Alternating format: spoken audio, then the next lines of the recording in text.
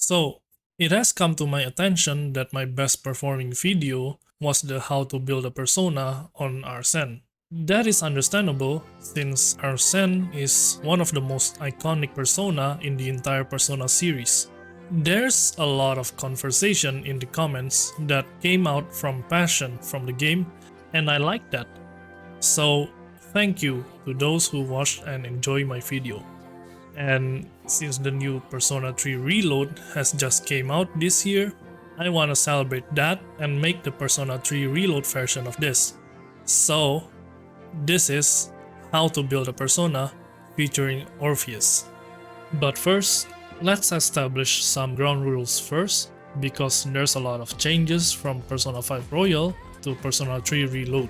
Firstly, that the whole Persona compendium and the fusion chart of Persona 3 Reload is completely different from Persona 5 Royal.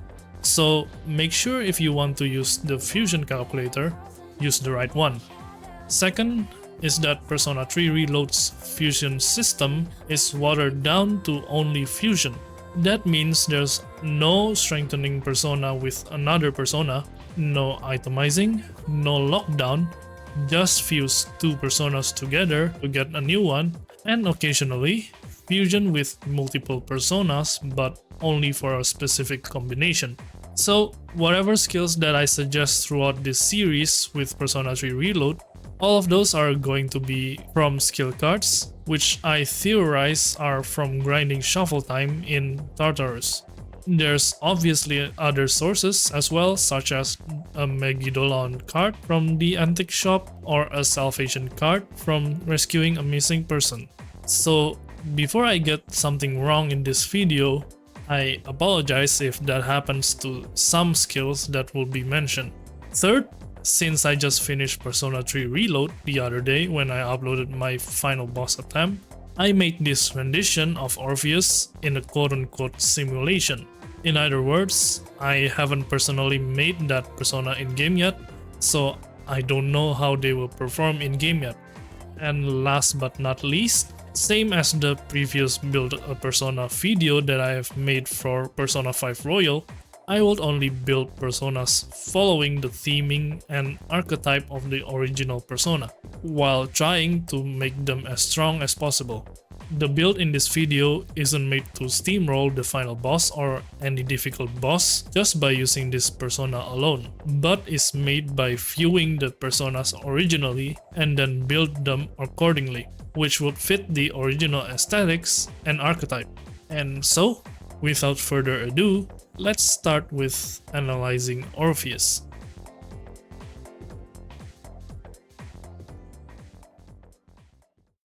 In-game, Orpheus is the starter persona for Persona 3.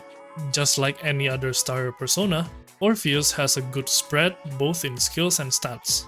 2 across all of them except agility being 3, which I would assume is like that to make it the highest out of the 3 starting party members.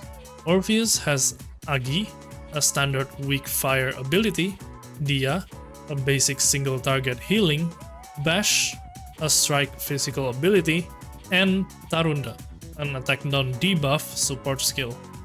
If I were to classify Orpheus into some sort of archetype like in most JRPGs, Orpheus isn't going into any of those specific archetypes. It isn't like, say, Arsene in Persona 5 Royal, where Arsene has somewhat of a fantasy of being a swift thief with its also higher agility point, but also Sukunda as its choice of support skill, which decreases accuracy and evasion of an enemy. Orpheus is by far one of the most balanced jack-of-all-trades persona to have existed, and for good reason.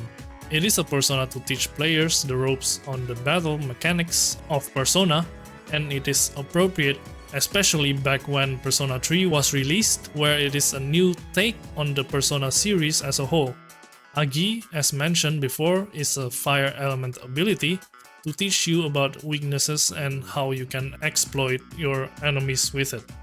Bash is a standard physical ability that trades HP for more damage dealt, and is also somewhat of a weakness exploit coverage since it is a strike physical ability versus your MC basic attack being Slash. And then you also have Dia and Tarunda, which I would say two of the most valuable early game skills for survivability. When you look at it this way, Orpheus is a solid persona to take throughout your playthrough. However, just as a starter persona should have been, Orpheus has two glaring weaknesses, and by that I mean it literally. Orpheus unfortunately has electric and dark/curse weaknesses. Having electric weakness is bad, but it isn't the end of the world or anything.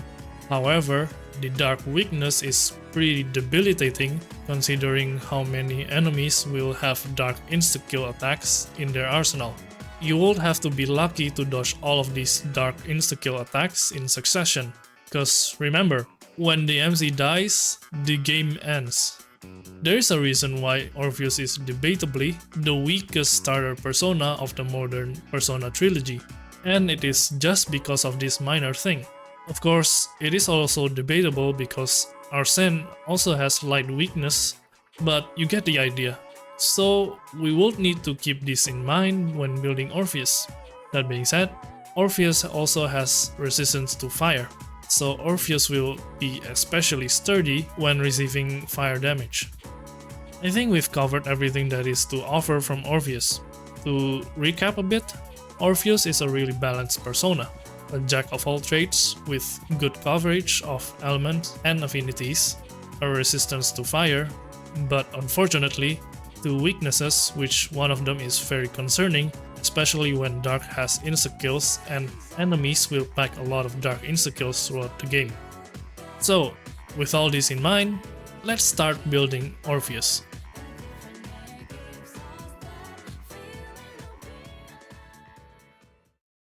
Let's start with the obvious first, Agi and Dia. Since both magic and healing abilities progression is linear, we can chalk up both Agi and Dia into the best version of those, that being Inferno for Agi and Media Rahan or Salvation for Dia. Media Rahan is relatively easy because you can get Media Rahan from skill card level Queen from Shuffle Time, and Salvation skill card can be obtained as a reward from saving a missing person in January. However, as far as I can tell, Inferno is a unique skill from some high-level persona and unfortunately cannot be obtained through skill cards. Inheriting Inferno from those high-level persona would be very hard to do, but let's entertain that idea for a second. Let's try getting Inferno from, say, Saturnus to Orpheus, for example. One of the examples of this would be like this. Saturnus fused with Pixie will become Samael. Samael fused with Nigimitama will become Baphomet. Baphomet fused with Nigimitama again will become Legion. And last, Legion fused with Slime will become Orpheus. However, if that prospect is kind of a pain in the ass to you, I would suggest just resorting to Agidyne or Maragidyne to save the headache. You could get Agidyne and Maragidyne from skill cards, level 10 or Jack respectively. Alternatively for Agidyne, you can also get Agidyne from Black Frost, and it is quite easy because you'd only need to fuse Black Frost with Slime to have Orpheus as a result. And then we have Bash, which is a physical skill that will require some thought into which skill to upgrade that into. The obvious answer would be God's Hand, which is the strongest single target strike affinity skill. What I'm trying to say is that since Persona 3 has 3 different physical affinities, you don't have to resort to strike affinity. You can go a different route depending on the situation. Example, if you rather have a slash skill, both Brave Blade and Vorpal Blade are great for that occasion. If you want Pierce instead, Primal Force is a great skill for that. If you still want Strike but more as an AoE skill, Akasha Arts is the skill for that.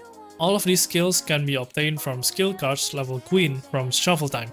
And for the sake of this video, let's say we put God's Hand to Orpheus because it is the most in line with Bash. Last but not least, we have Tarunda.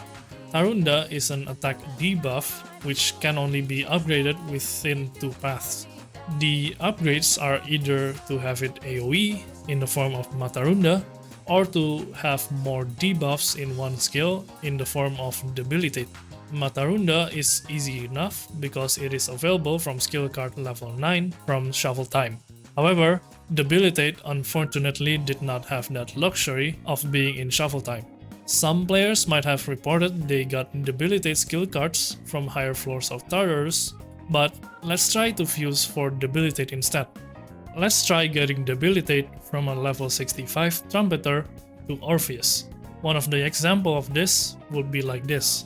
Trumpeter fused with Valkyrie will become Incubus. Incubus fused with Mokoi will become Lilim. Lilim fused with Nigimitama will become Slime. And last, Slime fused with Legion will become Orpheus. Coincidentally, I used the previous Legion into the mix to also get Inferno for Orpheus, so you can get both Debilitate and Inferno if you go this extra mile. Then, with all of the skills being upgraded, Orpheus will still have 4 slots remaining. This is where our creativity and freedom of building a persona come to play, because really, anything can be put into these slots. However, let's get some aspects of Orpheus' weakness that I mentioned before into play. So, as we know, Orpheus has 2 weaknesses, and they are pretty staggering to your overall survivability. So, let's try to cover that weaknesses. The quickest way to cover but not really cover electric and dark weaknesses is to get Dodge Electric and Dodge Dark. Both are from skill cards level 4 from Shuffle Time. The direct upgrade to that is Evade Electric and Evade Dark. Both are from skill cards level 7 from Shuffle Time. These skills increase the chance of electric and dark attack coming to you to miss. So while they are valuable, they are still RNG based, so you can get unlucky at times. To counteract that, you can completely cover those weaknesses with other passive skills, such as Resist Electric and Resist Dark. Both are from skill cards level 8 from Shuffle Time. These skills turn weaknesses into resistances instead, so just as little as Resist is already very valuable to have.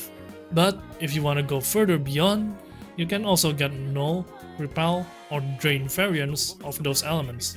Unfortunately, from what I understand from the fusion calculator that I frequently use, you can only get Drain Electric and Null Dark from Shuffle Time skill cards, level King and Jack respectively. King cards especially are very rare, and if I can gather this correctly, are only available on the last day of the game. It is especially hard to farm for. So for ease of access and a certain boss that forbids Null, Repel and Drain, I will suggest going for Resist. Apparently, putting resistances to cover weaknesses in a persona is somewhat of a debated topic in my Arsene video. I honestly do not have any stances on this, and I get that covering weaknesses is like beating the purpose of building within the theme of the persona. But then again, this is a game after all, and I thought that covering weaknesses is more of a convenient thing for playing the game. So, if you think covering weaknesses are against the aesthetics and theming of that persona, then leaving these skills is entirely fine. Other than that, the other 2 slots are again entirely up to everyone's interpretation of Orpheus or what you want to have on Orpheus. If I were to build Orpheus this way, what I want to do is to amplify the damage of Orpheus' fire skill. For this video, Fire M is sufficient for this case. Fortunately, since we use Saturnus when we try to get Inferno, we can inherit Fire M from Saturnus to Orpheus, requiring that we level Saturnus to level 77 first. But in the case we don't use Saturnus, Fire M will also be available through skill cards level Queen from Shuffle Time. And as for the final slot, I am torn between a lot of skills to choose. On the hindsight, adding more passive survivability or enhancing skills are great for Orpheus, such as Enduring Soul, Spellmaster, Angelic Grace, Insta-Heal, or even Resist Ailments. But these skill cards are really hard to get, with their only appearances being on skill cards level Jack and King from Shuffle Time. There's also another argument for this, that for better SP management, you could put Diarahan as a single target, less SP cost variant for Mediarahan, or even the multi-target variant of a fire skill in the form of Maragidine against multiple enemies. That is if you resorted to Inferno or Agidine at first. You can also put Salvation for whenever the team needs healing and ailment curing in this place as well. One thing that can also work, though, is to make a makeshift Cadenza. So, Cadenza is Orpheus and Apsara's fusion skill. In this game, it is repurposed as Theurgy. It is a combination of both Persona's power to execute a more powerful skill, so to speak. Cadenza restores 50% of all allies' HP and also increases their accuracy/evasion for 3 turns. So, we can technically make a makeshift version of that into Orpheus by putting Masukukaja in there. Masukukaja is half of the effect of Cadenza and is also a powerful skill to have, so it kinda makes sense to get Masukukaja for this last slot. So with all of these skills into consideration for the final slot, what will I personally pick? Well, you know what? Screw it.